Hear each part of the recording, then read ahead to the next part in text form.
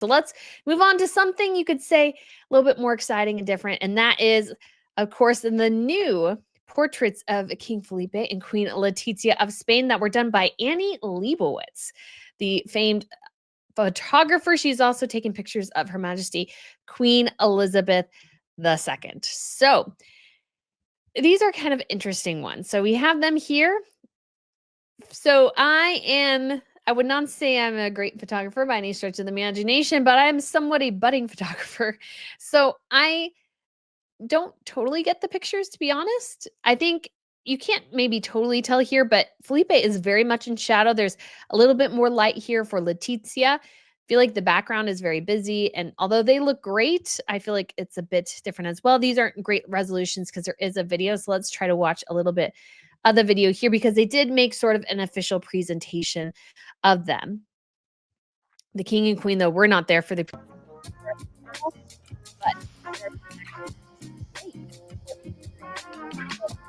El proceso de trabajo de Leibovitz and Queen Letizia. So there are the portraits behind there. Get a little bit close up of the king's face, and you have the both of them there as well. You got the details of the room behind them. Oh, you can see that's kind of cool, like the mirror that kind of goes on and on for infinity. Those are always kind of cool. So apparently Letizia did start off with a tiara, but at some point Ms. Leibovitz asked that it be removed. She asked the same of Queen Elizabeth II as well.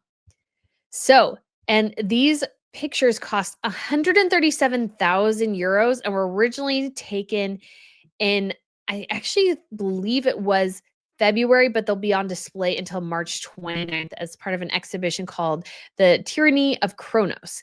And so this is part of the Bank of Spain. So they asked that these pictures and commissioned that these pictures be taken, which I thought was sort of interesting. I don't remember that particular situation with Queen Elizabeth. And so Annie Leibovitz was sort of the famed photographer. I don't feel like they're very royal in some ways. So I don't know if I totally like them or not. So the press were given sort of the first view of them, and they were embargoed until today. And so they have been married for 20 years, reigned for 10. So the artist had absolute freedom from the choice of setting to the attire. So basically, you could say the whole thing was a result of Leibovitz. And so let's see. Here's sort of a high definition view of the image.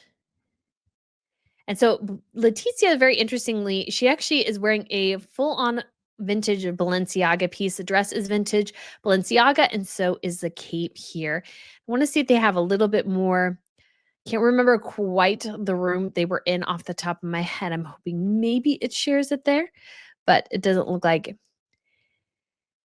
it does. So the session lasted 5 hours from 11 in the morning till 5 in the afternoon. So there were 5 people. The photographer wanted the king and queen to be dressed in gala attire, but no tiara. Gala attire, in my personal opinion, should always include a tiara. But that is because I love tiaras and they deserve to be seen so much more than they are anymore. So they posed in, Felipe posed in his gala uniform. And so the table, the chandelier, the clock, the mirror, an open door with the curtains. And so she was stripped of her typical elements of state, like kind of adornment. So she didn't have a tiara or a sash, which is sort of interesting because he is all in his regalia and she is not. So she did test with the fleur-de-lis tiara. It is one of Letizia's favorites, but it is I feel like overwhelms her frame, so I'm not like disappointed necessarily she didn't wear that one because I always just feel like that one, it has a very tall profile, very big, sort of overwhelms her frame in many ways. And then she wore the necklace and matching earrings made by Ana Soria, and it was a gift from Alfonso the 13th to Queen Victoria Eugenia. So they are sort of a famous pieces of jewelry.